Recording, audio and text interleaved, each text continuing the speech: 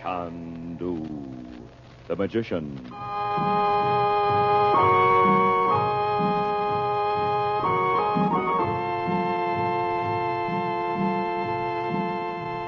Next Monday at this same time, the makers of White King will continue the thrilling story of Chandu, the magician.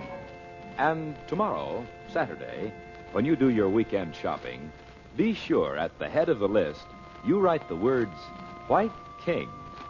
You'll like White King for washing clothes and for washing dishes, too. There's something about a dishpan full of nice, warm soap suds that makes a woman feel that her dishes will come out really clean. Every tiny granule dissolves completely in your dishwater, whips up to billowy clouds of suds. And White King suds rinse away quickly and completely, too, when you douse your dishes with hot water. Leave china, glassware, and silver so extra bright they dry in a jiffy.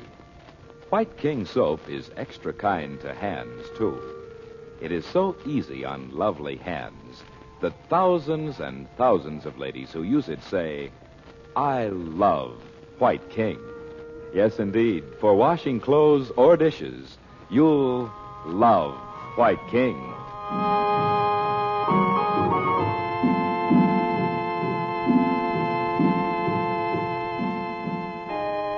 In a narrow street in Cairo, soon after returning from the desert, Dorothy Regent narrowly escapes being run down by a big car. In it is Gordon Douglas, foreign correspondent for a press association. He insists on driving Dorothy home to the house of Princess Naji, where Frank Chandler and the Regents are staying. Fascinated by Douglas' colorful profession, Bob invites him in.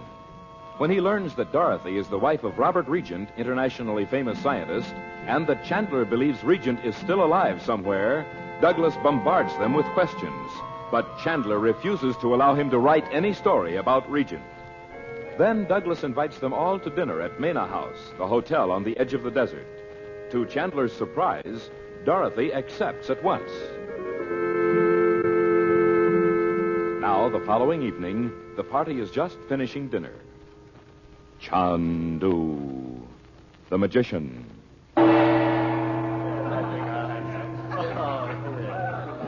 I thought we might go out into the garden now. Do you think it's too cool, Mrs. Regent? Oh, I brought a coat. We found we needed them in the evening when we were staying here before we moved to Naji's. You want to put it on now, Dot? Oh, I may as well. Thank you, Frank.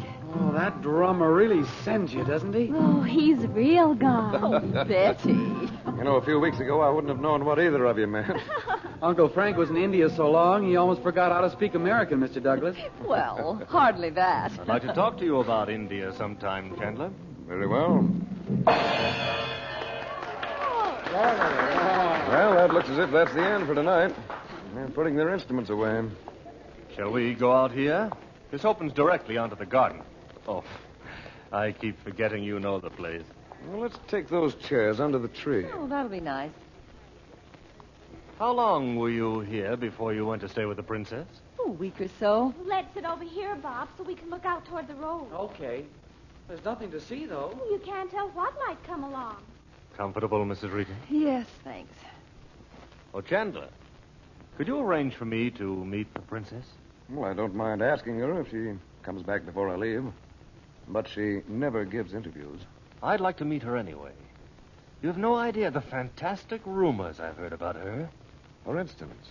Well, for one thing, that her family goes straight back to the time of the pyramids. That she's not related to the present reigning house in any way. That's true. Really?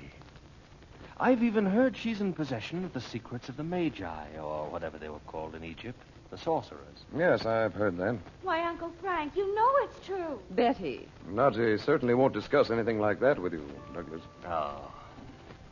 Can't imagine what it is to be sitting on a story like yours and not be able to write it. This business of Regent being alive, and all these hints of Egyptian sorcery. Oh, I'm the most frustrated reporter this Gee, time. I bet. Were you all over everywhere during the war, Mr. Douglas? Pretty much, yes, Bob. Oh, listen. What do you suppose that is, Uncle Frank? Well, it sounds like a procession of some kind in the road. Oh, let's go see. Come on, Bob. It sure sounds weird. Oh, wait, children, no. Oh, Mom, it's right out there. Well, I don't care. You know what happened to you the other time you were just standing out in the driveway. I'll go with them, Dot. Oh, all right then. I don't mind. Why don't you come too, Mother? No, thanks. This is the first evening we've had that feels like home. I'm going to sit right here. Well, come along, kids, if you don't want to miss it. No, Oh, wonderful. come Gee, I'm so on. And I suppose there's no use in asking you what it was that happened to Bob. I'm sorry, Mr. Douglas. It's much too involved. Ah. You know, you're unbelievable. Why? Take all this so calm. Oh, I'm glad you think so. But you seem to be. My husband's been missing for 9 years. Now I've suddenly heard he's alive. Can you imagine any woman being calm, as you put it? No, I can't. That's why I'm surprised at you. We're doing everything we can to find him. And yet you won't let me help you. Why? What could you do? I could break the story that Robert Regent is alive. Every paper in the civilized world would pick it up. People everywhere would begin to look for him. They wouldn't find him. Now, why do you say that? Well, Yes, you spoke almost as if you really know where he is. no, I told you we don't, Mr. Douglas. Let's not talk about it anymore. It's just a story to you, I know, but we... no, it isn't, Mrs. Regent. I can't help being interested. Well, that is, of course, I don't know the circumstances. But you must realize better than anyone what it would mean to the world if your husband would go back to his work. My brother's doing all he can to find Robert. If he can't, nobody can. But Chandler has business of his own. That has to come first. How do you know? How do I know? I've been checking with my Washington office.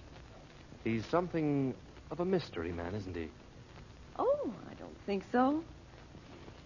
If Frank were as busy as you think, would he have brought all of us over here to Egypt? Oh, I've thought of that, too. But it looks odd, you know. He's been in and around Cairo for several weeks now. He's made no effort to look up his old friends, nor introduce any of them to you, nor... Well, you see what I mean. Well, you seem to have been checking in Cairo, too, Mr. Douglas. I told you I was a nosy reporter. Well, to show you there's no mystery about us, we went for a trip into the desert, for one thing. Well, then you think your husband may be in the desert somewhere. You know, I think all the movies about reporters must be utterly true to life. Oh, they are. 24 hours a day. Well, all right. I'll give up for the moment. I'll have some drinks sent out. What would you like? Why not wait for my brother? He'll be back in a moment. Unless they followed that procession up the road. Oh, I don't think even the children's curiosity would go that far. Frank? Shall I go and see what's become of them? Oh, no, thanks. They'll... Oh, here they come. Well, what was it? A wedding procession. And, Mother, they all went way out on the road to the Egyptians' village. We could see their lights almost all the way. And they had regular relays of musicians with those drums and horns. And were they dressed up? What do you mean by the Egyptians' village? Well, the Egyptian guides live in a village of their own.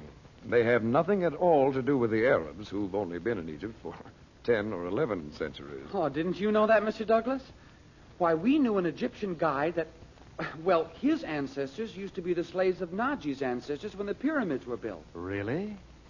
What's his name? Oh, Ali something. Oh, Bob, you know. Ali Magoob El Gabri. Isn't that a name? He's not in Cairo now, though, Douglas, if you were thinking of looking him up.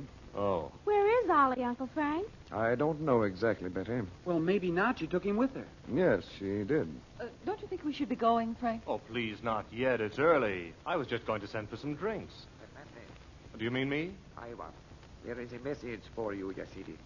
A telephone call? Aiwa, Yasidi. Ah, I was expecting it. It's long distance. I'll take it to my room. Oh, well, then we will... Oh, please, don't go, though. I'll send out the drinks and rejoin you as soon as I've finished. What will it be? Oh, they make marvelous lemonades here. Lemon squash, they call it. Bob and I drank them by the quart. Oh, yes, I'll have one, too. Nothing for me, thanks. Are you sure? Well, just as you like. I'll be right down. What a disagreeable way to have to earn a living. You mean Mr. Douglas? Prying into people's private lives. How can a man like that bring himself to do it? I can sure see how he can. I'd love every minute of it. And you say I'm curious. Well, it's a job with him. He gets to travel all over and be in on stuff everywhere. Secret meetings. You mean to say you wouldn't like that, Mom? No, I wouldn't. Why, Frank, he told me he even checked up on you. Oh, how did he go about that, did he say? Yes, through his office in Washington. I never saw such a curious man. I hope he told you what he found out. Well, nothing, apparently. You're a mystery man. Good. Well, you checked up on him, Uncle Frank. Well, that was different, Bob. Oh, sure. Bob, after all, the way we met him... Yes, for all we knew, Mr. Douglas might be working for Roxor. Oh, Betty. Well, he may be. But he's an accredited correspondent, all right. I telephoned the Press Association in Rome. Roxor can't have everybody in the world working for him. Fortunately for the world, no. I suppose he wanted to know more about Robert, Dot. Yes, he certainly did. He insisted he could find him if Hey, he... Uncle Frank, that's a red-hot idea. He could turn the newspapers loose, and boom. Gee, that's terrific. Now listen, Bob, and you too, Betty. Yeah? Douglas may try to pump you about your father. Don't tell him anything. Don't discuss it with him at all. We don't know anything to tell him, Uncle Frank. You know more than you think you do, honey. Both of you have seen Roxor, for instance. Douglas mustn't hear his name from any of us. Oh, I don't see why not. He might run into him somewhere. We don't know where Roxor went when he left Cairo, and if Mr. Douglas saw him, he could... No. Roxor may not have left Cairo.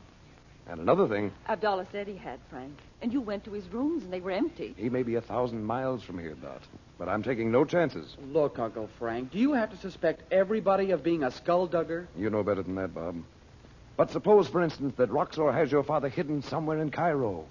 Douglas hears of Roxor from you and sees him and tries to follow him. What do you suppose would happen? Well, yeah, I see what you mean. At the very least, Roxor would take him somewhere else. Maybe just that I'd found out where he was. Yeah. Oh, I'm sorry to be such a goon, Uncle Frank. It's all right, Bob. You don't think I blame you for wanting to do everything you can to find your father? You know, I'm getting awfully thirsty. I wonder what happened to our lemonade. Yeah, and what about Mr. Douglas? That must have been some call he got. Where do you suppose he is?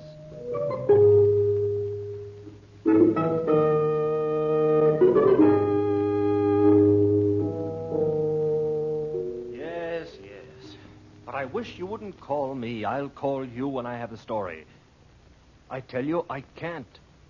Well, I've got nothing but hints so far. Surely I'll work on the kids.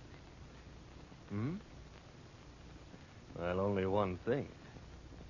You didn't tell me the widow was so charming. A delightful woman who won't talk yet. Oh, this job is going to be a pleasure, I assure you.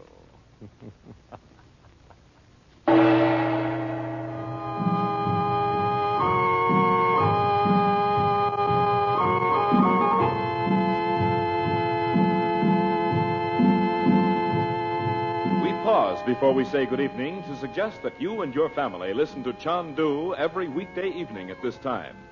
And for your family wash, we'd like to have you try the soap we make. White King granulated soap. If you think that a washing machine soap should make suds, plenty of rich, thick, energetic suds, then you'll love White King. For White King makes plenty of suds that stay up even when your wash water cools down. And White King suds are never lazy suds. They are so full of wash day energy, they wash your clothes clean and wash them fast. Why, even your most badly soiled bath towels, your food-stained table linens, and the youngsters' grimy play togs come clean in White King's rich, creamy suds. So on your radio, for thrills and adventure, remember to listen to Chandu the Magician every weekday evening. And in your weekly wash, remember to use White King granulated soap. Nothing washes like soap, and there is no soap like White King for your washing machine.